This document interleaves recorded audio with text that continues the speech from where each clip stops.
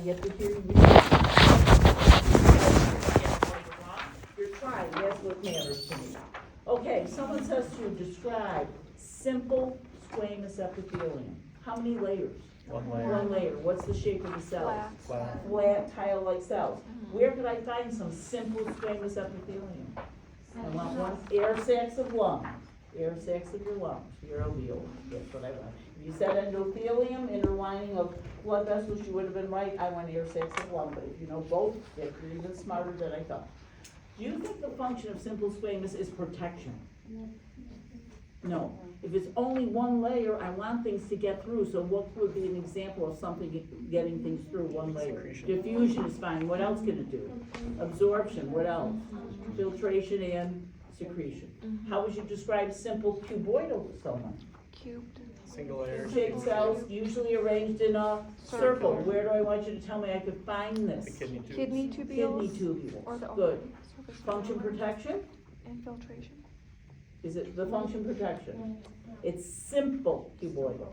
Simple So, cuboidal. it can't be protection. Protection is many layers like my skin. So function is that DAFs again, diffusion, absorption, filtration, secretion.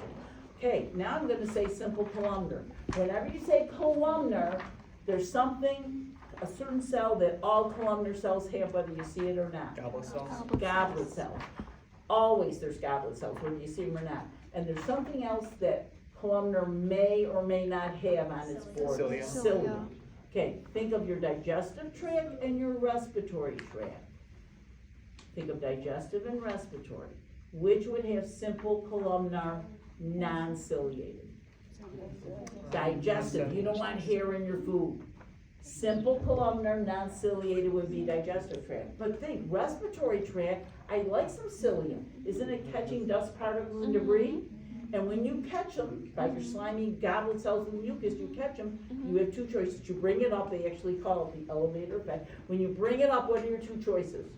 Swallow them, hydrochloric acid in your stomach will destroy them, or cough them and give them to all of us, but hopefully you have a Kleenex over your elbow like that. But you have two choices, swallow it, oh yummy, but that's hydrochloric acid in your stomach usually destroys them, or you cough them and give them up that way. What do you think pseudostratified means? Multi-layer. One layer that looks like many in your upper respiratory tract. Where could I find some stratified epithelium? That your skin would be good. Yeah, Stratified, layers of flat your cells. mouth, tongue, whatever. And stratified squamous is many layers. Would this be with or without the keratin? With the keratin. With the waterproofing keratin. And it's actually 50 layers. Stratified is many layers, so we divide those 50 layers into 5 stratums. What is the deepest stratum where the cells are always multiplying? The cell. Which is the layer only found in thick skin, palms of my hands, soles of my feet? Lucidum. Which is the layer where cells die? Because I'm dead here, I really am dead cells, and start filling up with keratin. Which layer? Granulosum.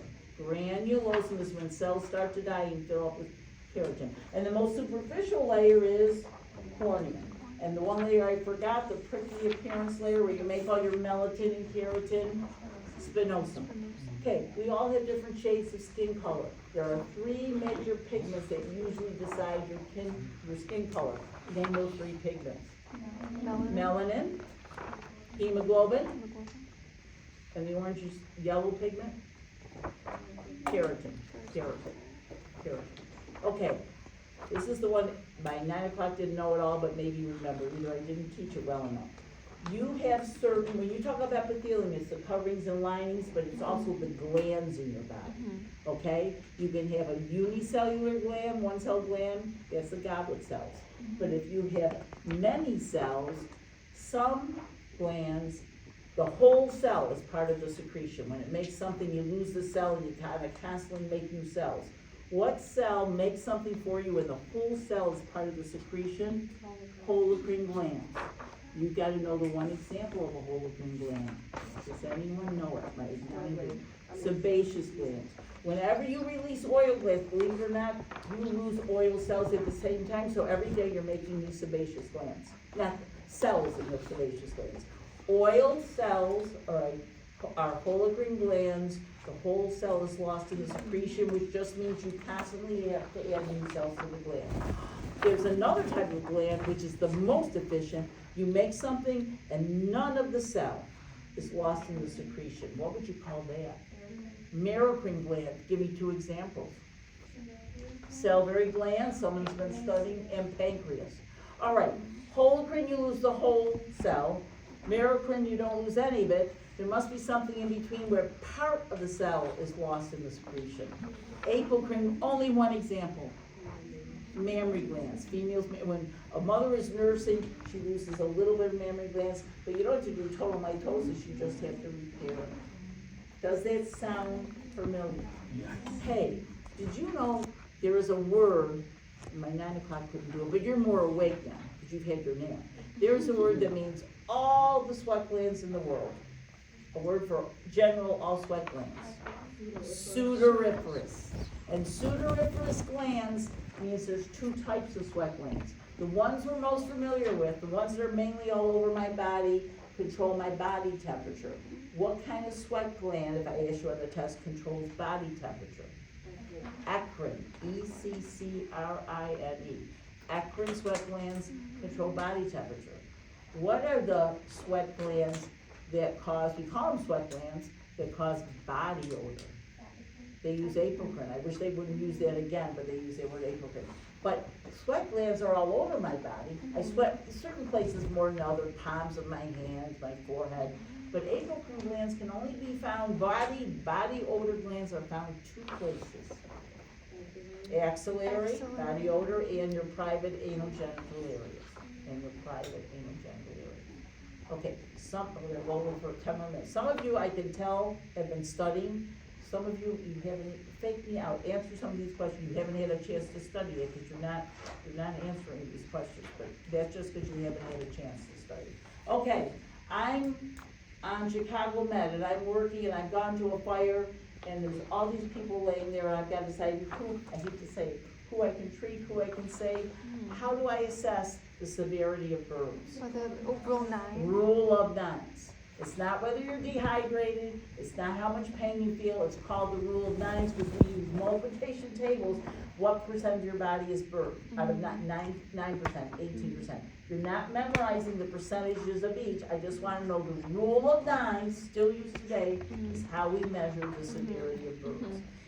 Is the 1st degree burn the worst burn, or if you had to get a burn, the best burn to get? Best burn. A 1st degree burn, what do you lose? Epidermis, dermis, or both? Epidermis. Part of your epidermis. And your example of a 1st degree burn is what? A little sunburn. Second degree burns, you've lost the epidermis, maybe a smidgen of your dermis. What's your example of that? Okay, severe sunburn, you fell asleep outside for 4 hours in Florida. Severe sunburn, it might be blistering, it might be scarring. If it's a 3rd degree burn, do you feel pain? Yes. No. No, you do not. Why not? The nerve endings are destroyed. Nerves are destroyed. Nerves are destroyed.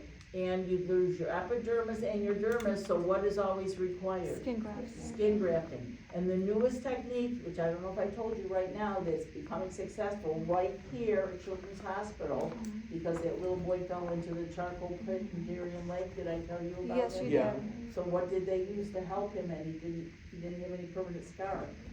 Amniotic fluid. In certain places, they're asking people that deliver babies, hey, you don't need the amniotic fluid, the fluid the baby's in, can we have it? Because those stem cells in that might help with 3rd degree burns and reduce the scarring. Pretty neat what they're coming up with. Okay, what else? Oh, ceruminous glands. What do ceruminous glands make? Earwax, excellent. What do mammary glands make? No. Milk. Okay, we know these things. I have to trick you up somewhere. Okay, there are some membranes that open to the outside of your body. If there's a membrane that has an opening to the exterior of your body, what are you gonna call it? Mucous membrane, okay? Some membranes, like my heart and lung, they don't open to the outside of my body, they don't want infection. What are you gonna call those? Serous membrane. And what's the word they use for the membrane that covers your body surface if they don't wanna say skin? Cutaneous. And what are the membranes we're gonna start learning on Wednesday? that are found in my freely movable joints, synovial members, when it starts studying that. True or false? One function of my skin is to make vitamin A. False. False. Only D. What vitamin? D. To make vitamin D. I wanna know true or false. I'll give you the outline. I wanna say, your skin can be called an excretory organ. True. True, because what waste are you getting when you sweat? It's not just pure water, there's some salt you get rid of, some nitrogenous waste you get rid of. Now, this is my epithelial tissue here. What can I say about epithelial tissue? Is it very vascular or is it avascular? No blood vessels of its own, say vascular. What's always underneath my epithelial tissue? Connective tissue, no exceptions. And what separates epithelium from connective tissue? Basement My membrane. basement membrane. True or false? Epithelial tissue has fibers in it. False. It's your connective tissue that has the fibers. How many different types of fibers are there? 3. The white ones, the strong ones, the white of my eye, collagen. The flexible ones, elastic. And the ones that are actually built into my soft organs so they can still, even though they're mushy organs like my spleen, have a shape to them. Reticular. Oh, we have been studying. This is wonderful. Okay. There are 2 types of nerve receptors that are sensitive to light touch. There's a bug crawling on me. 2 of them. Merkel and its cousin, Meissner. My gosh, you have been studying. Merkel and Meissner. There's another nerve ending that just lets you know if it's deep pressure, someone's grabbing you really hard. Pacinian corpuscles. Pacinian corpuscles. And then lastly, 2 more. What are the nerve endings that register painful stimuli? Like frostbite, like a terrible burn. We just call them free nerve endings. And we even have receptors that let you know if you're in a convertible and air is blowing through air is blowing through your hair. Those were the hair follicle receptors. I mean, it's kind of a little crazy how we have all those things. Okay, I want to, my dermis, which is underneath my epidermis, would be connective tissue. Okay, does it have 5 stratums like my epidermis? Just 2 regions, and I'll say, name the 2 regions of your dermis. Papillary and reticular. Oh, you have it over the 9 o'clock class. Okay, that's very good. Papillary and reticular. But here's the question they couldn't ask me. This will impress me if you can do it. You told me the main tissue making up your epidermis out here was stratified squamous, right? What's the main tissue that makes up your dermis? Irregular, dense fibrous connective tissue. Very impressive. No napping for you. I'm gonna let you go 5 minutes early. Come back for more joints on Wednesday. You have homework due tonight. I need your names. Keep up the good work. Arslan, I have to see you for 1 second. Yes.